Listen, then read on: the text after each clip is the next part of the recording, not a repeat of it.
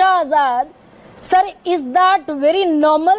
तो हिंद सिन्हा कह रहे हैं छिटपुट घटनाएं तो होती रहती हैं, कोई लिक्विड फेंक दे जेट सिक्योरिटी प्रोटेक्टिव पर, कोई कॉलर तक आ जाए, ये तस्वीर में दिखा रही हूं, इज दैट नॉर्मल सर? नहीं, देखिए, सबसे पहली बात तो मैं ये कहना चाहता हूं कि Z+ सिक्योरिटी जो है वो दी जाती है टेररिस्ट थ्रेट पे। जो सिक्योरिटी या सुरक्षा दी जाती है भारत सरकार द्वारा, उसके लिए एक स्पेशल किताब है, उसका नाम है येलो बुक, और जो लिखा हुआ है प्रोटेक्शन टू इंडिविजुअल्स।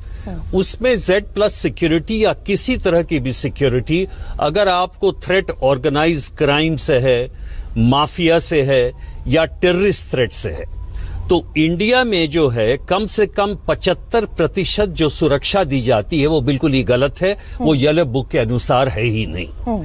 अब सवाल ये उठता है कि जो आप इलेक्शन की बातें कर रही हैं, इलेक्शन में इस तरह के झगड़े तो मैंने बहुत देखे हैं, घर पे भी देखे हैं और पुलिस ऑफिसर की हैसियत से भी देखे हैं। 80-90 के दशक में तो इस तरह के झगड़े होते ही रहते थे।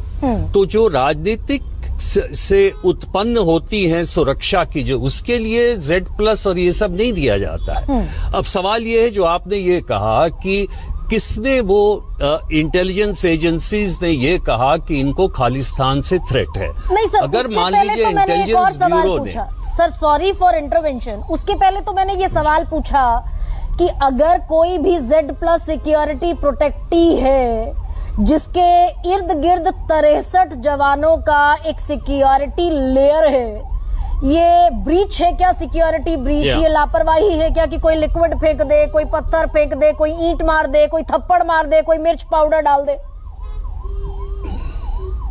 सवाल ये है, इलेक्शन में सुरक्षा देना, चाहे वो Z सिक्योरिटी हो चाहे वो कोई भी सिक्योरिटी हो, बहुत ही मुश्किल है। सर 3 महीने पहले तो इलेक्शन भी नहीं थे, दिल्ली के ट्रैफिक 24 अक्टूबर को जो पहला हमला हुआ। नहीं भाई, नहीं, तो मैं कह रहा हूं ना कि अगर वो गाड़ी में आप वैसे भी अगर आप जा रहे हैं तो आपके आगे पीछे एस्कॉर्ट चलती है, लेकिन वो एस्कॉर्ट साइड में कैसे आ सकती है किसी भी ट्रैफिक जंक्शन पे? तो ये सिस्टम ही गलत है।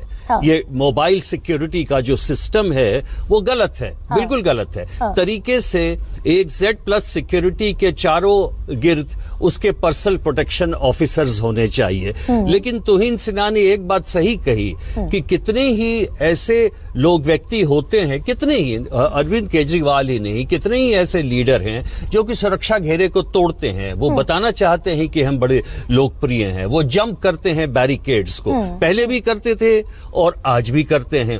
तो उसमें वो प्रोटेक्शन नहीं दिया जा सकता है।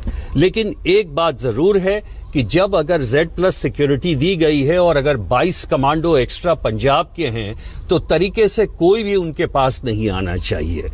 अब एक बात और मैं कहना चाहूंगा कि जैसा आपने 72 घंटे की बात कही, वो एक MHA का रूल है कि 72 घंटे के बाद लोग नहीं होने चाहिए।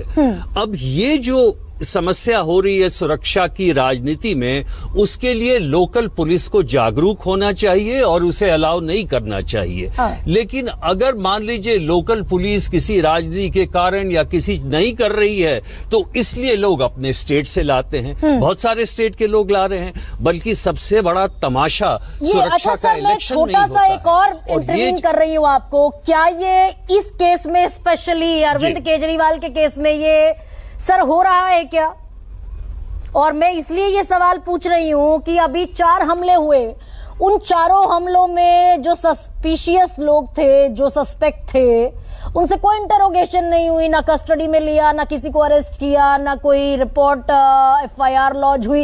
ये कह के पल्ला झाड़ लिया, भाई ये तो नाराज लोग हैं, मार्शल थे, और ये तो गाड़ी चढ़ा दी अरविंद केजरीवाल ने लोगों पर। देखिए, सबसे पहली बात तो ये है कि लोकल जो पुलिस है, ये उसकी पूरी जिम्मेवारी है सुरक्षा देने की, क्योंकि ये लॉ एंड ऑर्डर की सुरक्षा है, ये कोई टेररिस्ट की सुरक्षा नहीं है। क्योंकि इसमें से जितनी भी घटनाएं हुई हैं, ये कोई टेररिस्ट थ्रेट नहीं है। तो इसके लिए दिल्ली पुलिस जिम्मेवार है और दिल्ली पुलिस को इस पे एक्शन लेना चाहिए, इसमें कोई शक नहीं है। दिल्ली पुलिस को एक्शन। अच्छा सर, एक और सवाल ये भी है कि भाई अगर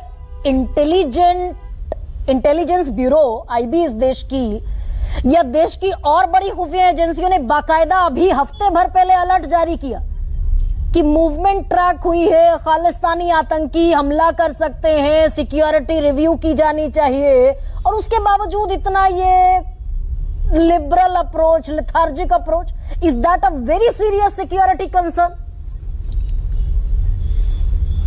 अगर इंटेलिजेंस ब्यूरो ने यह जारी किया है कि खालिस्तानी थ्रेट है तो वाकई उनका रिव्यू होना चाहिए, लेकिन इनको भी तब्दीली करना चाहिए अपने इलेक्शन कैंपेन में। इसका मतलब यह है जहां भी जाएं ये बिल्कुल अपने कमांडो से घिरे रहें, बल्कि इलेक्शन में सुरक्षा के लिए एक अलग तकनीक अपनाई जाती है जिसको हम लोग रोप लाइन टेक्निक कहते हैं, जो कि हम लोगों ने प्राइम मिनिस्टर वगैरह के लिए भी इसमें किया था। तो इसलिए दोनों बात सही है, जैसा तुहिन सिन्हा ने भी सही कहा, बिल्कुल सही कहा कि भाई अगर आपके ऊपर अगर ऐसी बहुत ही गंभीर तरह की चेतावनी आई है तो आपको भी सजग रहना पड़ेगा, और आप वो खुल के कैंपेन घुस के नहीं कर सकते हैं। फिर आपके चारों तरफ लोग होने चाहिए, कमांडोस होने चाहिए। हाँ, लेकिन यशोवर्धन झा आजाद, आपने दो चीजें बड़ी बेहतरीन समझाई, एक टेररिज्म का थ्रेट, दूसरा सिंपली लॉ एंड ऑर्डर का थ्रेट। और अगर लॉ एंड ऑर्डर ब्रीच हो रहा है तो सीधे सीधे दिल्ली पुलिस, और दिल्ली पुलिस तो पहुंचती है सीधे सीधे होम मिनिस्ट्री तक। लेकिन